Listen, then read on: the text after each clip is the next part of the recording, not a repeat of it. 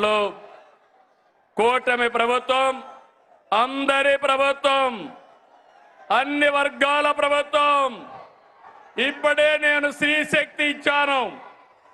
ఈ రోజు మీ అందరికీ హామీ ఇస్తున్నా, దసరా రోజున ఆటో డ్రైవర్లందరికీ వాహన మిత్ర కింద 15,000 రూపాయలు ఆర్థిక సహాయం చేస్తామని అనౌన్స్ చేస్తున్నాను. హ్యాపీనా? సంతోషమా అని అడుగుతున్నా. ఎన్నికల్లో చెప్పాం, ఎన్ని కష్టాలున్నా చేస్తాం. వాహన మిత్ర కింద సంవత్సరానికి ఆటో డ్రైవర్లకి 15,000 ఇస్తామని మీ అందరికీ హామీ ఇస్తున్నా. ఇది మంచి కార్యక్రమం అనుకుంటే గట్టిగా చప్పట్లు కూడా చెప్పండి, మంచి కార్యక్రమం అని. ఇది ప్రభుత్వానికి పేదవాళ్లపై నుండే ప్రేమని మరొక్కసారి మీ అందరికీ తెలియజేస్తున్నా.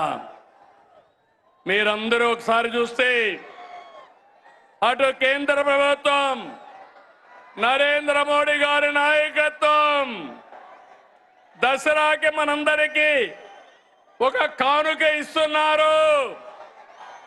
పన్నులన్నీ తగ్గిస్తున్నారు తమ్ముళ్ళు, మీరు గుర్తుపెట్టుకోవాలి.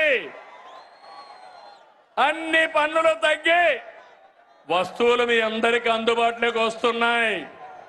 అంటే ఈరోజు పేదవాడు, మధ్య తరగతి ఏం కావాలన్నా అందుబాటులోకి వస్తున్నాయి.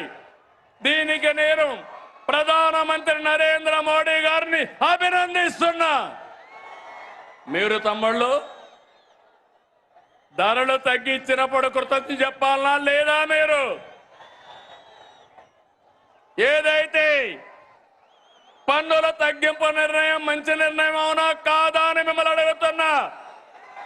మంచి నిర్ణయం అంటే గట్టిగా చప్పట్లు కూడా చెప్పండి, మంచి నిర్ణయం అని. చేతులు పైకి చెప్పండి సంఘీభావాన్ని. ఇది ఈరోజు రెండు ప్రభుత్వాలు తీసుకునే నిర్ణయాలు.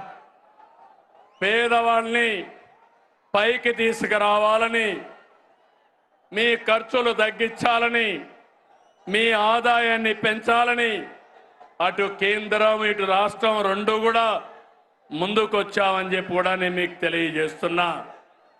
ఇదే స్ఫూర్తితో మీ అందరికీ చిన్న పెద్ద వ్యత్యాసం లేకుండా అందరికి కూడా హెల్త్ ఇన్సూరెన్స్ తీసుకొస్తున్నాం. రేపు రాబోయే రోజుల తమ్ముళ్ళు 2,50,000 రూపాయలు అందరికీ హెల్త్ ఇన్సూరెన్స్ ఇచ్చిన ఏకైక ప్రభుత్వం భారతదేశంలో కూటమి ప్రభుత్వం అని మరొక్కసారి మీ అందరికీ విజ్ఞప్తి చేస్తున్నా. ఇంకో పక్కన మీరు గుర్తుపెట్టుకోవాలి, పేదవాళ్ళందరికీ 25 లక్షల వరకు ఆరోగ్యశ్రీ కింద ఆర్థిక సహాయం చేస్తాం. దీనివల్ల మీ వైద్య ఖర్చులు తగ్గుతాయి. ఇంకో పక్క మీరు చూస్తే కొత్తగా ఒక సంజీవని ప్రాజెక్టు తీసుకొస్తున్నాం. దీని ద్వారా ప్రతి ఒక్క వ్యక్తి ఆరోగ్యాన్ని కాపాడే బాధ్యత ఈ ప్రభుత్వం తీసుకుంటామని చెప్పి నేను మీకు తెలియజేస్తున్నా. నిన్న మొన్న చూశారు, ఒక నాయకుడు ఉన్నాడు ఈ రాష్ట్రంలో, మెడికల్ కాలేజ్ అంటే తెలియని నాయకుడు. ఆయన మాట్లాడుతున్నాడు, నేనేదో పొడి చేశాను, మీరు దానికి ఏదో ఇది చేశారని. నేను ఒకటే చెప్తున్నాను, ఈరోజు భూమి ఇస్తే మెడికల్ కాలేజ్ అయిపోదు.